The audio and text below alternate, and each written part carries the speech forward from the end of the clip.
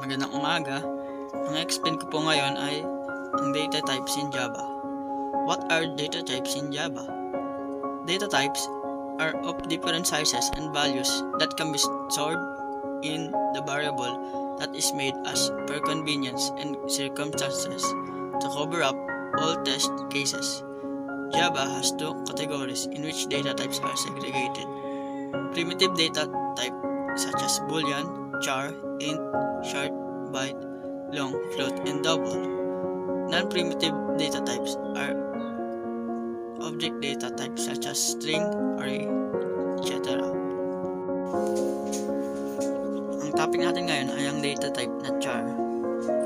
Ano nga ba ang char? Ang char ay ang nag-initialize siya ng custom character o isang character lamang. Ngayon, magkakod tayo kung paano binubuo ang isang char.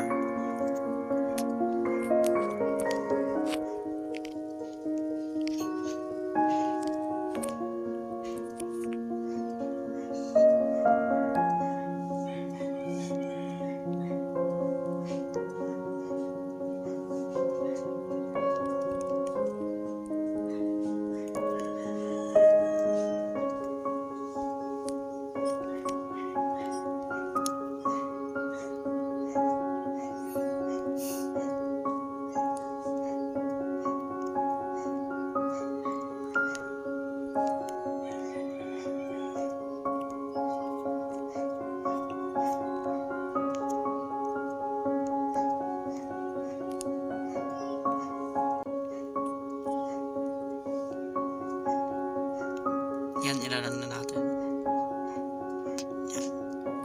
Yan po ang char.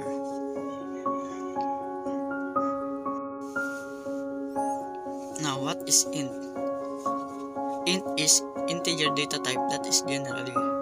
It is used for numeric values. Ngayon, ito ang sample ng kung paano gamitin ang int data type.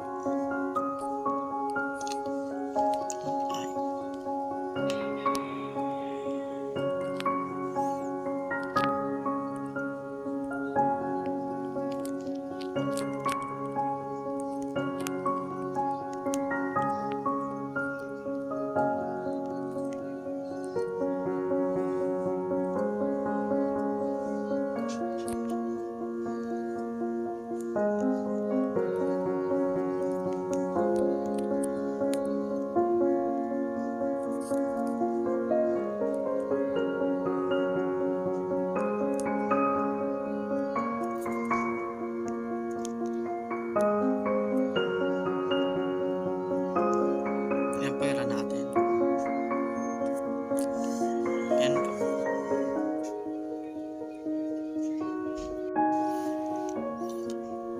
Ang data type na byte naman ay ginagamit lamang kapag short o maliit ang ilalagay na number o numerical value. Ito ang example ng pag-code ng isang byte.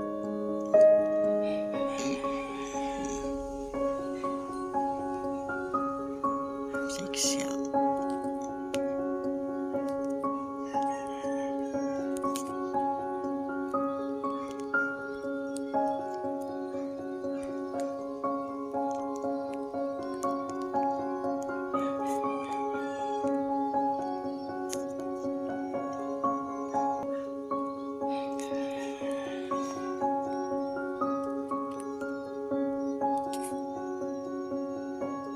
Yan, run na po natin.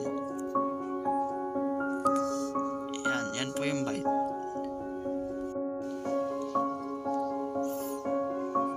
Ang byte ay mag-error kapag mas mataas pa ang number nilagay.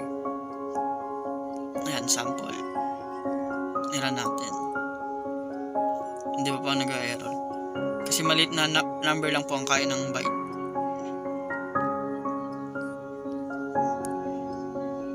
Yan.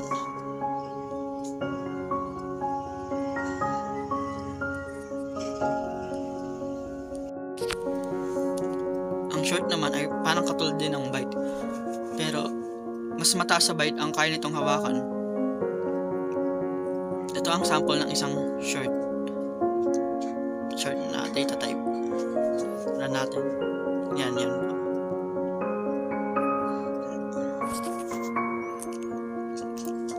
tinaasan natin ang data, mag-error siya.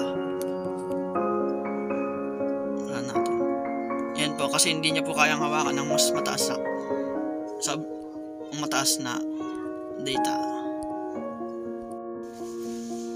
Ngayon, ito naman po ang double data type. Ang double data type ay kadalasan ginagamit sa fractional or decimal value. Ito ang example ng pagkakode ng double.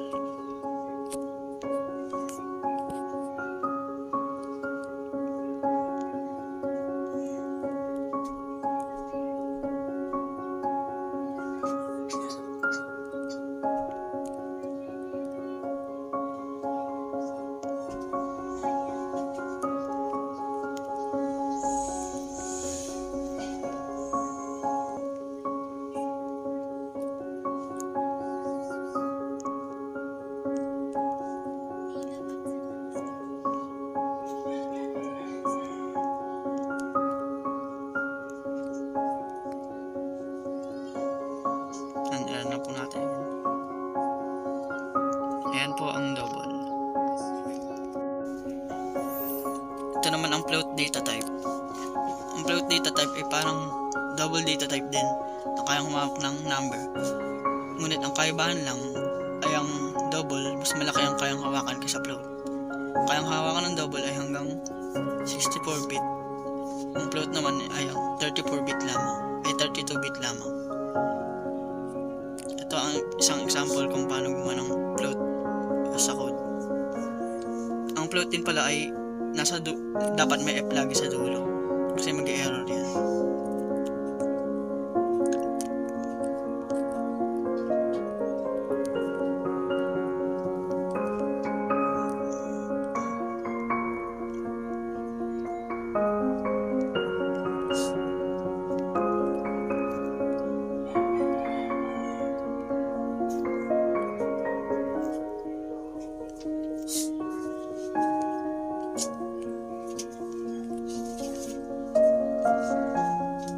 Try na natin.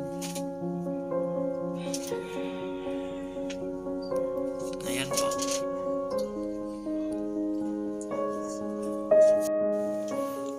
Ang boolean naman ay ginagamit para sa true or false na data. Ito ang example ng isang boolean. Iran natin. Yan po, false ang lumabas.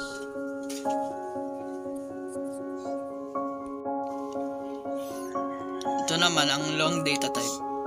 Ang long data type ay kayang humawak ng hanggang 64-bit na number.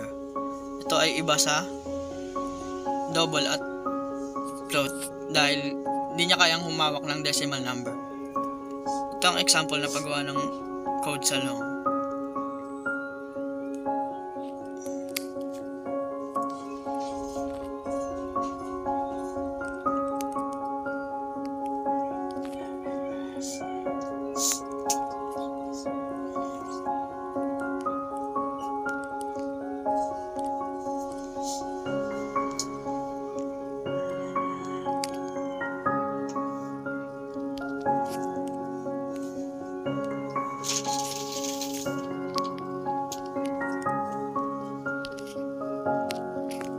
Run po natin.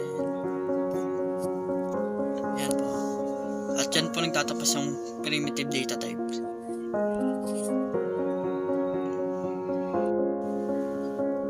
Ito naman ay isa sa non-primitive data types, ang string data type. Ang string data type ay nagde-declare ng isang variable para sa isang data type. Ito ang example ng isang string.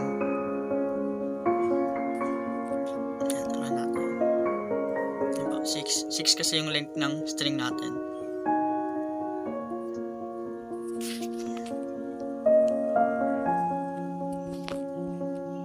Yun lamang po. Salamat.